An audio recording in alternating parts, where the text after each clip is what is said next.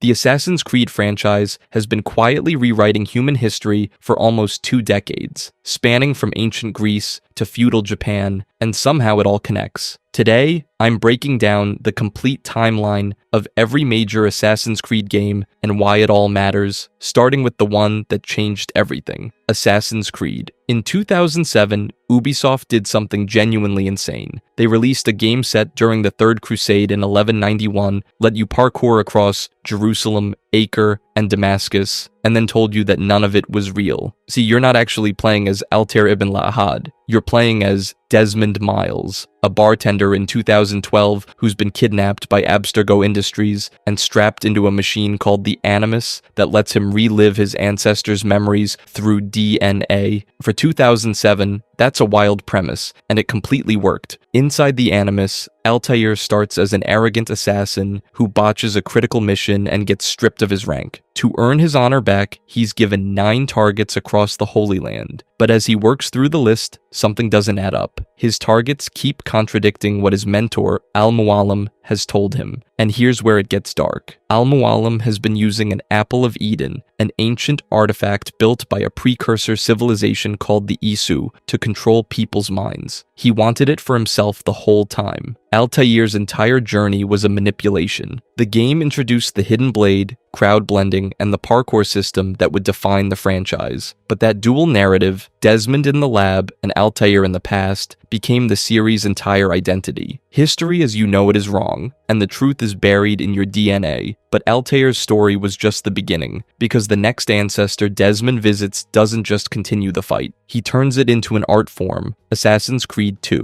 This is the game that changed everything. Assassin's Creed 2 didn't just improve on the original, it buried it. Released in 2009 and set across Renaissance Italy from 1476 to 1499, this is where the franchise found its identity. And it all starts with one of gaming's greatest character introductions. Ezio Auditore da Firenze begins the game as a privileged, carefree nobleman in Florence. He's charming, reckless, getting into fistfights, and chasing women across rooftops. Then, in one of the most gut-wrenching sequences in the series, his father and brothers are publicly hanged by Templar conspirators. Just like that, the carefree kid is gone. What replaces him is a broken young man driven by revenge. And over the course of the game, that revenge slowly transforms into genuine purpose. The villain behind it all is Rodrigo Borgia, the man who would eventually become Pope Alexander VI. He orchestrated the Auditor family's execution to consolidate Templar control over the pieces of Eden hidden beneath the Vatican. And yes, the final confrontation literally involves fist-fighting the Pope. That's not a joke, but here's what gave this game its warmth. Leonardo da Vinci is literally Ezio's gadget guy. He upgrades the hidden blade, invents a wrist-mounted gun modification, decodes ancient codex pages, and does it all with this infectious enthusiasm that makes every visit to his workshop genuinely fun. The original game had 0 relationships like this. Ezio's bond with Leonardo gave the franchise a heart it desperately needed. Gameplay-wise, the upgrades were massive. Poison darts, smoke bombs, a notoriety system that actually rewarded stealth by making guards hunt you harder if you killed too publicly, and vastly improved counterattack combat. It felt like a completely different series. The numbers speak for themselves. Around 9 million copies sold, making it one of the best-selling games of its generation. This game didn't just save the franchise, it turned Assassin's Creed into a cultural institution. Meanwhile, Desmond's modern-day story deepens considerably. We learn that Abstergo is harvesting genetic memories across multiple bloodlines to locate pieces of Eden and prevent a catastrophic solar event that nearly wiped out civilization thousands of years ago. The stakes just got a lot bigger than one family's vendetta. But Ezio's story is far from over, because Ubisoft wasn't about to let their golden boy retire after just one game. Assassin's Creed Brotherhood. Before Brotherhood, the Assassin Order was just a label. You heard characters talk about it, you saw the robes, you got the hidden blade, but it never actually felt like you were running anything. Brotherhood changed that completely. Released in 2010, the game picks up right where Assassin's Creed 2 left off, dropping Ezio into Rome between 1499 and 1507. And this isn't just any version of Rome. You can climb the Colosseum, walk through the Pantheon, and infiltrate the Vatican, all fully explorable. But Ezio isn't sightseeing. The Brotherhood has been decimated, and he has to rebuild it from nothing. This is where the apprentice system comes in, and honestly, it's one of the most satisfying mechanics the series ever introduced. You recruit young assassins off the streets of Rome, send them on missions across Europe, watch them level up, and eventually witness them earn their own hidden blades. It sounds simple, but there's something genuinely rewarding about building an organization from scratch and seeing your recruits grow into killers. You could even call them in mid-combat to save your neck. Nothing felt more powerful than whistling for backup and watching two assassins drop from a rooftop to handle your problem.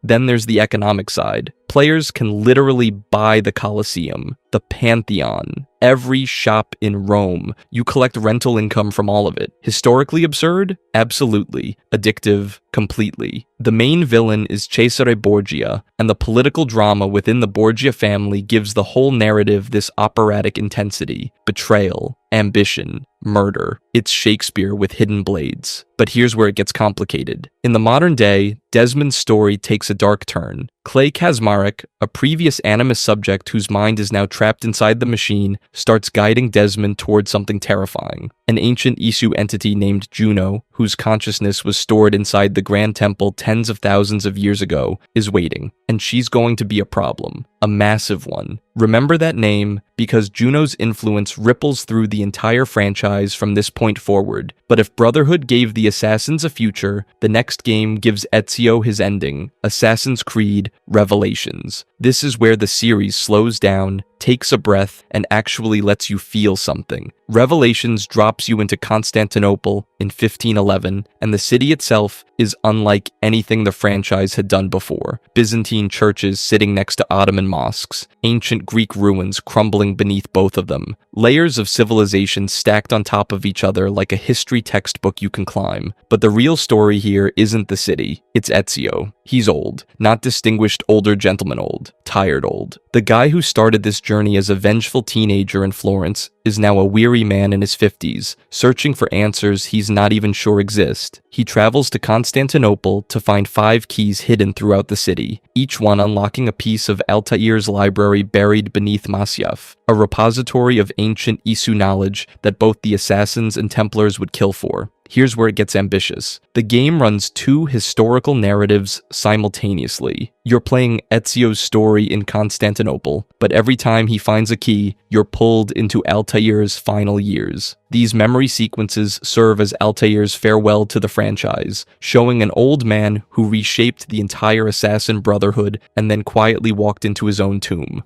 2 legendary protagonists getting their endings in the same game. Mechanically, the hook blade deserves a mention. It modifies the hidden blade to let you zip line across Constantinople's rooftops, and it makes parkour dramatically faster. Small addition, huge quality of life improvement. And in the modern day, things escalate. Juno, that imprisoned Isu entity hinted at in Brotherhood, is now revealed to be actively manipulating events from within the digital realm. This isn't some vague ancient threat anymore. She's deliberate, she's steering things, and Desmond is running out of time. Revelations doesn't always stick the landing with its dual narratives, but the ambition is real, and watching Ezio finally put down his blade is one of the most genuinely moving moments in the entire franchise. But Ezio's story ending means the series needs a new hero, and the one they chose would drag the Assassin-Templar War into one of the most pivotal moments in American history, Assassin's Creed III. The game opens, and you're playing as a charming British gentleman named Haytham Kenway. He's smooth, he's capable, he's doing assassin things, and then the game drops, one of the best cold opens in franchise history. Haytham isn't an assassin, he's a Templar. The guy you've been playing as for the first few hours is the enemy, and the game just let you fall in love with him before telling you. That misdirect is brilliant because it sets the tone for everything that follows. The real protagonist is Raiden Hanake Tan, also known as Connor, Haytham's son. He's half Kanyen'kehá:ka, half British, and that dual heritage is the entire dramatic engine of the game. Connor fights for the American Revolution, believing it represents freedom for everyone, including his people. It doesn't. He allies with George Washington, Benjamin Franklin, and the colonial cause across Boston, New York, and the American frontier from 1754 to 1783. And every single faction he trusts eventually lets him down. Here's where it gets dark. Connor's idealism gets systematically systematically crushed by both sides. The colonists he helps don't care about his people. The Templars, led by his own father, want control. His own village suffers regardless of which side wins. By the end, Connor has helped birth a nation that will go on to destroy everything he was fighting to protect. That's genuinely bleak for a mainstream game. The game also introduces hunting mechanics, where Connor tracks animals across wilderness terrain and crafts upgrades from their hides, adding a resource management layer the series never had before. But the biggest moment isn't Connor's story, it's Desmond's. The modern-day protagonist who anchored the first 5 games reaches his conclusion here. He discovers the Grand Temple contains an Isu device capable of shielding Earth from a catastrophic solar event predicted for 2012. Juno gives him an impossible choice: activate the shield and release her, or let humanity burn. Desmond saves the world, releases Juno, and dies. The franchise's emotional anchor is gone, and nothing will ever fully replace him. But his father's story actually begins decades earlier on the open seas, with a pirate who had zero interest in saving anyone. Assassin's Creed 4. Black Flag. Every Assassin's Creed protagonist has a reason to fight. Altair fights for redemption, Ezio fights for revenge, Connor fights for his people, Edward Kenway fights for money. And that's exactly why he's the best one. Released in 2013 and set during the golden age of piracy from 1715 to 1722, Black Flag drops players into the Caribbean with zero pretense of noble purpose. Edward is a Welsh privateer turned pirate, Connor's grandfather, and arguably the most naturally charismatic lead the franchise has ever produced. He's not an idealist. He's not carrying generational trauma. He's a charming scoundrel who kills an assassin in the opening hours, steals his robes, and impersonates him for profit.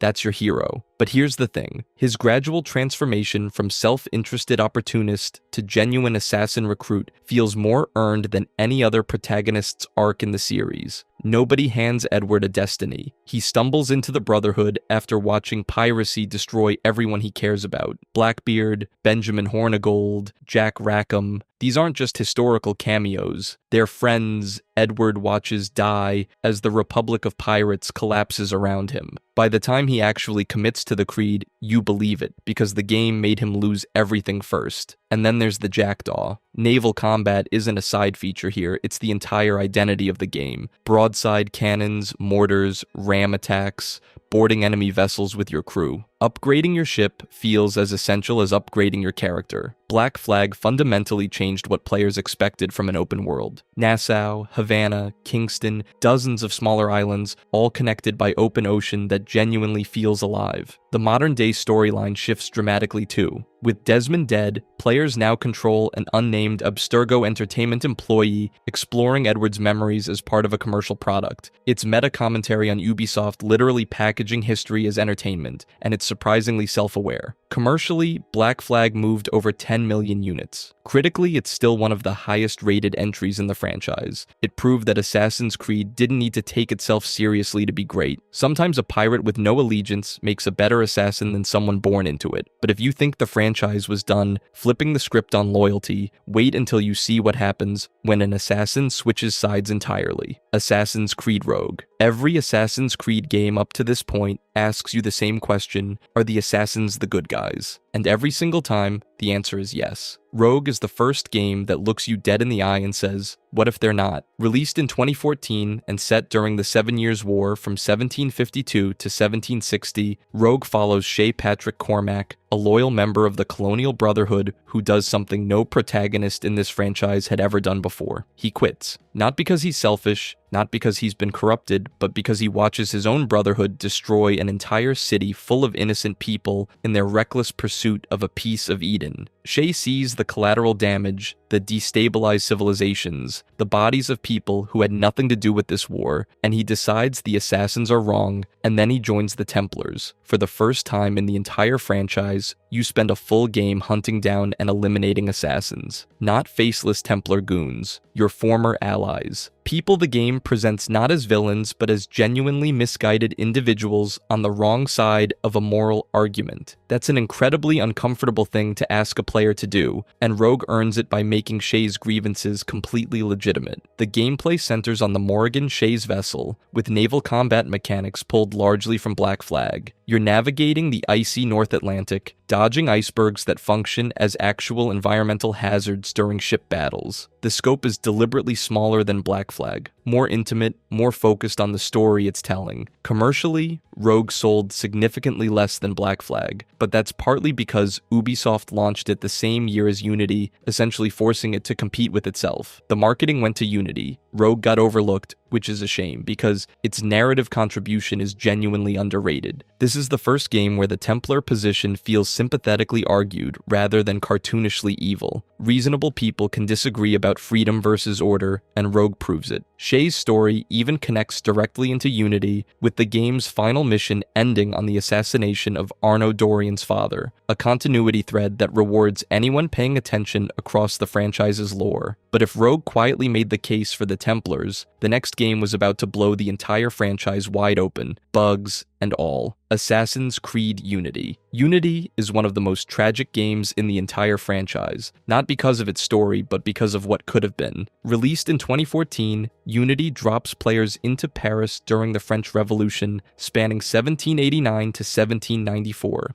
And the setting is genuinely incredible. The storming of the Bastille, the Reign of Terror, the execution of Louis XVI, all of it plays out as the historical backdrop to one of the series' most personal stories. Protagonist Arno Dorian has one of the more unique setups in the franchise. He's raised as a ward in the household of François de la Serre, the Grand Master of the French Templar Order, and ends up becoming an assassin. His investigation into de la Serre's murder eventually reveals that François Thomas Germain, the man who seized control of the Templar Order after orchestrating that very assassination, is secretly pulling the strings of the revolution itself to consolidate power. The guy is literally using the chaos of one of history's bloodiest uprisings as a business strategy. The game's portrayal of Robespierre as a Templar villain actually sparked real controversy. French historians and politicians pushed back hard, arguing that Robespierre was a complex historical figure, not some one-dimensional bad guy, which is fair.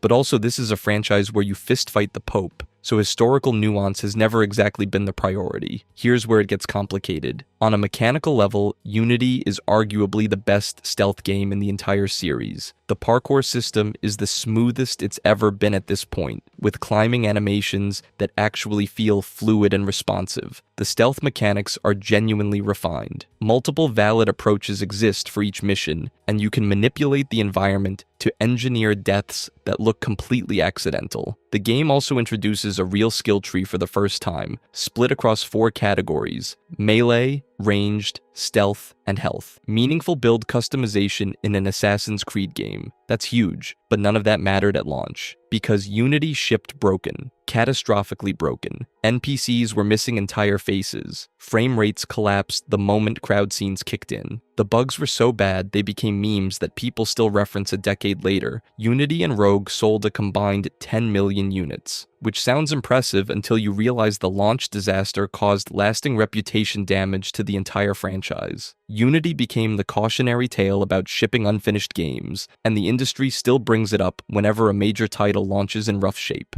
Oh, and one more thing. There are doorknobs all over 1789 Paris. Doorknobs weren't invented until 1878, nearly a century off. Nobody at Ubisoft caught that one. Unity deserved better than what its launch gave it, but London was about to get its own Assassin's Creed entry, and the Fry twins had a very different energy: Assassin's Creed Syndicate. Syndicate is fascinating because it's the last Assassin's Creed game before Ubisoft burned the entire formula to the ground and rebuilt it from scratch. And honestly, you can feel it. This game is the franchise exhaling before holding its breath. Set in 1868, right in the belly of Victorian London during the Industrial Revolution, Syndicate does something the series had never done before. It gives you 2 protagonists, twins, specifically Jacob and Evie Fry, and they are not the same character with different skins. They're fundamentally opposite philosophies of how to be an assassin, built into one campaign. Jacob is chaos. He's impulsive, loud, and his entire strategy is building a criminal gang called the Rooks to challenge Templar control borough by borough through sheer street-level dominance. Evie is precision. She pursues intelligence work, tracks specific Templar operatives, hunts artifacts, and plans every move 3 steps ahead. patient versus impulsive, scalpel versus sledgehammer. It's a design choice that feels ahead of its time, because Ubisoft wouldn't truly perfect the dual protagonist system until Shadows nearly a decade later. Here's the thing nobody talks about. Evie is the canonically central character of the duo. She's the franchise's first female lead marketed alongside a male protagonist, yet Jacob received the lion's share of the marketing push. Make of that what you will. The game captures London's class divisions and industrial pollution with genuinely atmospheric detail, and you'll bump into historical figures like Alexander Graham Bell along the way. The rope launcher, a wrist-mounted grappling hook that lets you zip between rooftops and across London's massive streets, also fundamentally changes how you navigate the world compared to previous entries. But historically, Syndicate stumbles in interesting ways. 1868 London was significantly more diverse and multicultural than the game depicts, and the child labor shown in the story relates more closely to conditions from the 1840s and 1850s, not the late 1860s, when factory regulations had already substantially improved working conditions. Commercially, Syndicate sold 5.5 million units. That's less than half of what Unity moved. Post-Unity fatigue was real, and players were tired of annual releases. On the modern-day side, the game keeps things minimal. You're an unnamed assassin initiate working through Helix simulations, with brief interludes involving familiar faces like Sean and Rebecca. It's bare bones, almost forgettable. But the modern-day storyline was about to get a serious shakeup in the next entry. And speaking of everything changing, if Syndicate was the last breath of the old formula, then what came next was a completely different animal. Assassin's Creed Origins. After Syndicate's underwhelming performance, Ubisoft did something the franchise had never done before. They stopped. 2 full years without a mainline Assassin's Creed release, the longest gap in the series' history at that point. And that silence was deliberate, because what came next wasn't just another sequel. It was a complete reinvention. Assassin's Creed Origins drops players into Ptolemaic Egypt between 49 and 43 BCE, right on the edge of Egypt becoming a Roman province. You play as Bayek of Siwa, a Medjay warrior waging a one-man rebellion against the Order of the Ancients, Proto-Templars who have infiltrated Egyptian society at every level, pharaohs, priests, military commanders, all compromised. But here's what makes this game special. The title isn't metaphorical. Bayek and his wife Aya literally establish the Hidden Ones, the organization that will eventually evolve into the Assassin Brotherhood. You're not playing as an assassin. You're watching the entire assassin lineage get born. The setting is staggering. The pyramids of Giza, Alexandria's harbor, Memphis, dozens of temples scattered across the Egyptian landscape. You're rubbing shoulders with Cleopatra and Julius Caesar, and the world feels alive in ways previous entries never achieved. But the real story here is the gameplay. Origins doesn't just tweak the formula, it burns it down. Full RPG mechanics replace the old system entirely. Character levels, loot drops, extensive skill trees, the timing-based parry combat that defined every previous game, gone, replaced with a hitbox-based, positioning-dependent model inspired by Dark Souls. Enemies have health bars and resistances now. An underleveled player cannot simply outskill a high-level enemy no matter how good they are. That's a philosophical shift, not just a mechanical one. The franchise went from stealth-first, skill-based, to progression-gated RPG in a single release, and somehow, Bayek himself became one of the most beloved protagonists in the series, partly because of his genuine emotional depth, partly because of an unexpectedly charming detail. Cats follow him through the world, and his interactions with Egyptian wildlife gave him a warmth that previous protagonists often lacked. The numbers validated everything. 10 million units sold. The RPG pivot wasn't just a creative experiment, it was a commercial landslide that permanently changed the franchise's identity. But if Origins rewrote the rules, the next game threw out the entire rulebook, and it went even further back in time to do it. Assassin's Creed Odyssey is where Ubisoft stopped pretending. This isn't really an Assassin's Creed game anymore. It's a full-blown Greek mythology RPG that happens to have Assassin's Creed branding on the box. And honestly, that's not entirely a criticism. Released in 2018, Odyssey takes the franchise further back in time than it's ever gone. Set during the Peloponnesian War from 431 to 404 BCE, this is nearly 400 years before Origins. The Assassin Brotherhood doesn't exist yet. The Hidden Ones don't exist yet. You're playing in a world where the philosophical seeds of that eternal conflict are just barely being planted. Players choose between two protagonists, Cassandra or Alexios. Here's a fun detail that a massive chunk of the player base completely missed. Cassandra is the canonical choice. The game never tells you that up front, but she is the official eagle bearer in the franchise's lore. Every RPG system from Origins gets cranked to 11 here. Full dialogue trees with branching consequences, romance options, a mercenary tier system that generates dynamic enemies who actively hunt you down across the map. This isn't stealth action anymore.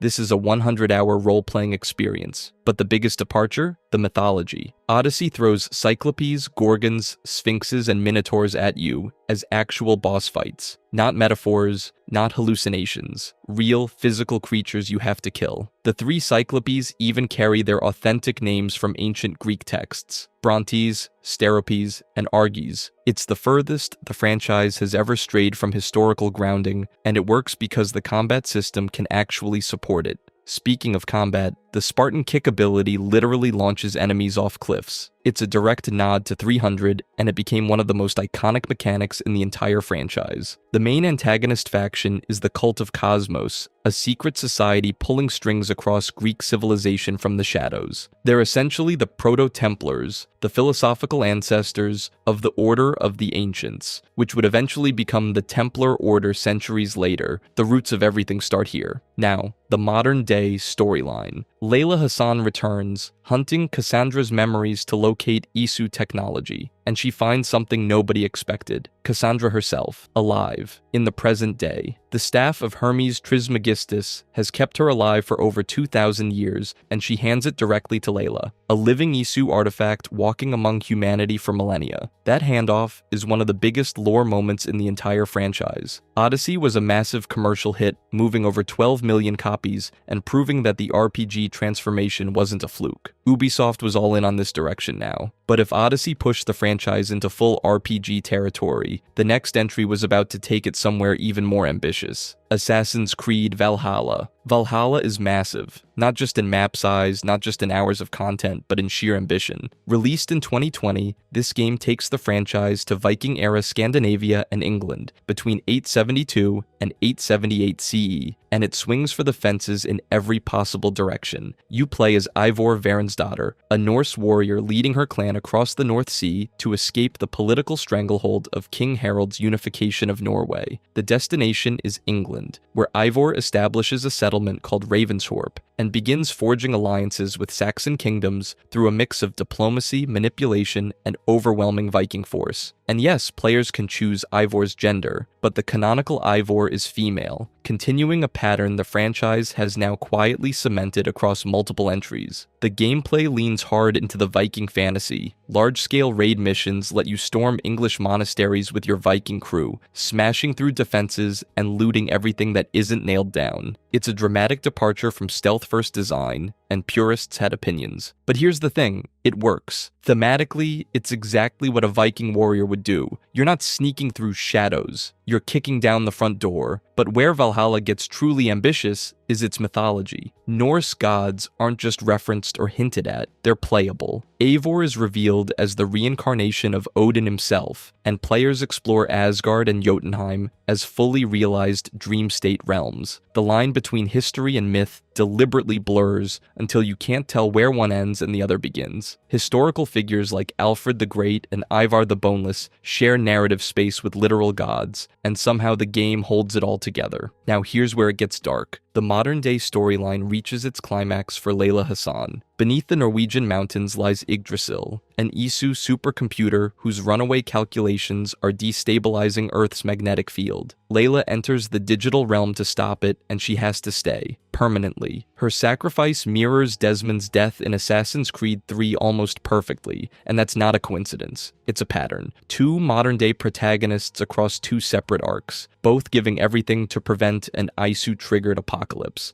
That's the franchise's recurring tragedy, and it hits harder the second time because you see it coming. But the real twist belongs to Basim ibn Ishaq. He's introduced as an ally. He fights alongside Eivor, he earns your trust, and then the game reveals he's the reincarnation of Loki, and he's been manipulating Eivor's entire journey from the start.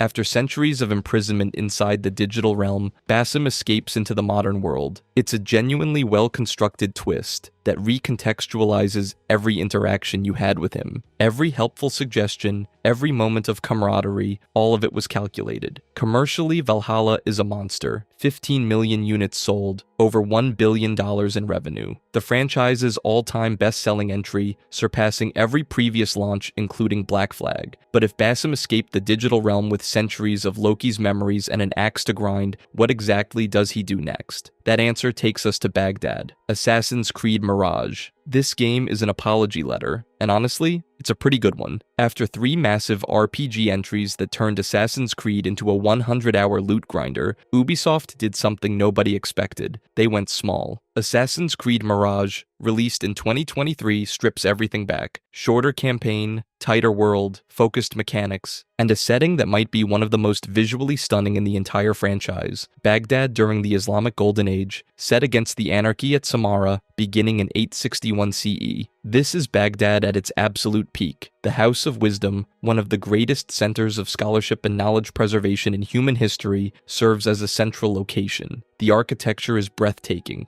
the culture is rich, and the city feels alive in a way that the bloated open worlds of Odyssey and Valhalla sometimes didn't. Every district has its own identity, its own dangers, and its own branch of the Order of the Ancients to dismantle. But here's what makes Mirage special. The protagonist is Basim ibn Ishaq. If you played Valhalla, you know that name. He's the guy who was trapped inside Yggdrasil's digital realm, only freed after manipulating Layla Hassan into using the staff of Hermes Trismegistus to revitalize him, revealed as Loki's reincarnation with a century-spanning vendetta. Mirage is his origin story. You watch him transform from a Baghdad street thief into a full hidden one, and the narrative slowly, carefully reveals his true nature as Loki reborn. The thing is, this reveal actually hits harder here than it did in Valhalla. In Valhalla, it was a twist. In Mirage, you watch it develop. You see the cracks forming. You understand why Basim becomes the manipulator who eventually destroys Layla Hassan's life, and the gameplay backs it up. Stealth is rewarded with experience and bonuses again. Climbing down from buildings returns as a mechanic. Parkour feels responsive and fluid. Everything that drifted away during the RPG era comes back, and it feels like coming home. Now the numbers. Mirage sold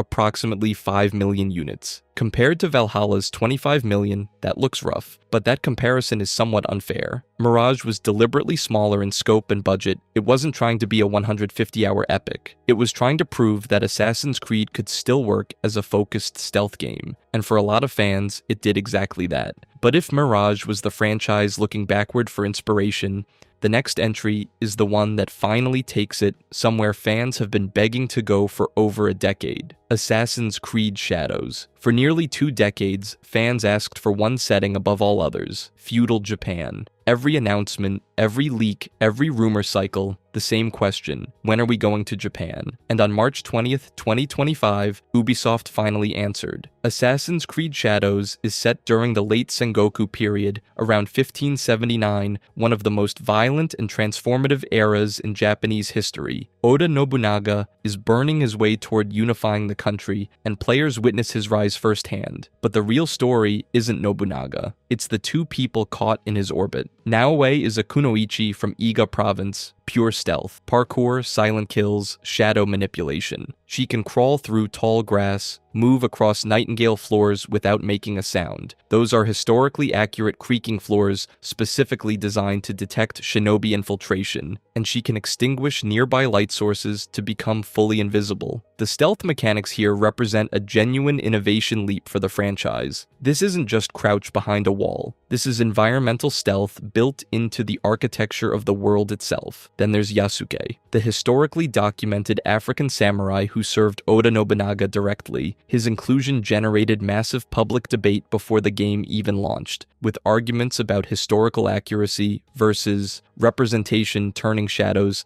into a culture war flashpoint months before anyone could actually play it. Here's the thing, Yasuke's existence is real. Documented history. The details are limited, but the man was real. And in the game, he embodies direct combat, overwhelming strength, katanas, naginata, kanaba war clubs, each with distinct skill trees and proficiency systems. The Claws of Awaji DLC expands Naoi's story further as she searches for her mother Tsuyu on Awaji Island, continuing the narrative beyond the main campaign. At launch, Shadows sold approximately 3 million units in its first week, a steady start for a franchise that has moved over 230 million copies total and generated roughly $8.3 billion across its entire run. But here's why Shadows is the perfect place to end this timeline. The dual protagonist system isn't just a gameplay feature, it's the franchise finally saying the quiet part out loud. In 2007, getting into a sword fight in Assassin's Creed meant you had failed. Combat was a punishment. Stealth was the only correct answer. 18 years later, Shadows gives you two protagonists, one who is pure stealth and one who is pure warrior, and the game tells you both are right. That's not just a mechanical evolution, that's a philosophy. Stealth and combat as equally valid expressions of the same fight, embedded in two characters rather than one compromised design. Full circle. If you enjoyed this video and want to see more, click the video on the screen now.